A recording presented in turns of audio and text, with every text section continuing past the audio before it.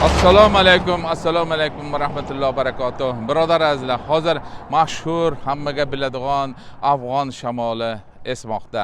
Bu qattiq bizni hozirgi video tasvirlarni olishimizga albatta bir oz qiyinchilik bo'ladi. Bu texnik xatolar uchun sizlardan uzr so'ragan holatda mana davom etamiz. Bu hammani tashvishga solgan, hammani hayajonda turgan bu Qo'shtepa kanali, ma'lum va mashhur Qo'shtepa kanali. Bu suv Allohning bir ne'mati, xazinasi. Albatta bu siz yoki biz olgan bilan, yo bular olgan bilan tugab qolmaydi. Mana kanalni chetlariga e'tibor bering. Hali bu kanal ishga tushgani yo'q, hech qanday ishga tushgani yo'q.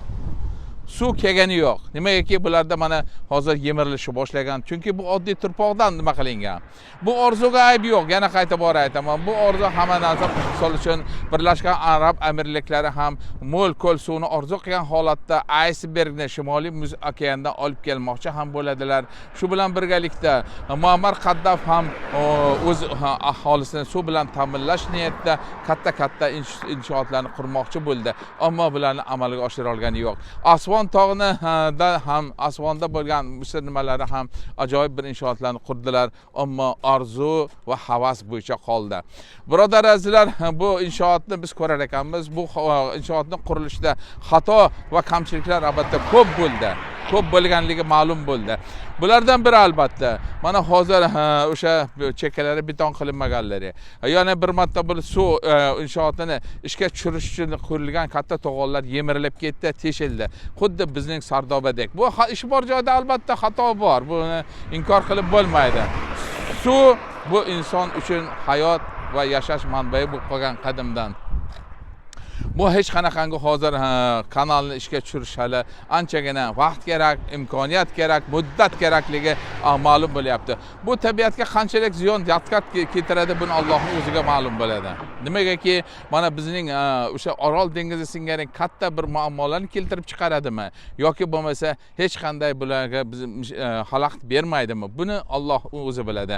Mana bu Nil daryosiga qurilgan to'g'onlar, Asvon tog'iga qurilgan to'g'onlar, shu bilan birgalikda inshootga tabiatga yetkazilgan nimalar ham juda ko'p bir nimalarga, ba'zi bir joylarga ko'p shikast yetkazganlari ham ma'lum. Ammo bu albatta hamma xalqni ham qo'lidan kelavermaydigan ish, bu juda ham og'ir. Mana O'zbekiston xalqining, o'zbek millatining ajoyib bir nimalari, qurgan nimalari hali ham ishlab turibdi. Bu qanday bo'lgan Xudoning o'zi biladi. Men misol tariqasida keltirdim. 45 kunda Shimoliy Farg'ona kanalini qo'lda qirib o'tkazishgan. U hozirgi bu zamonaviy texnikalar bilan qurilayotgan nimalarning nimagadir unaqangi bir chiroyli bir natijalari bo'lmayapti.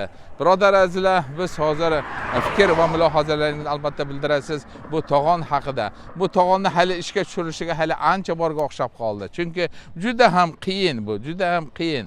Bu ishga tushirilishi mana bu mana ko'rilyapsiz, hali bitmagan to'g'on yemirilishi boshlagan. Hali suv kirmagan. Bu shu yerda bir qanaqangi bir katta buloq bor ekan, shu buloqdan chiqqan suvlar bilan.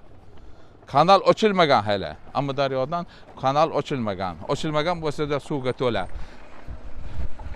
Birodar azizlar, kommentariyada fikr va mulohazalaringizni bildirasiz. Biz ko'ramiz albatta. Biz siz Afg'onistonning o'sha hammani ham hayajonga va bir nimalarga qiziqtirayotgan Qo'shtepa kanalida hozir videoga oldik. Mana bu bizning olib ketayotgan shofirimiz. Nishmat bo'pti.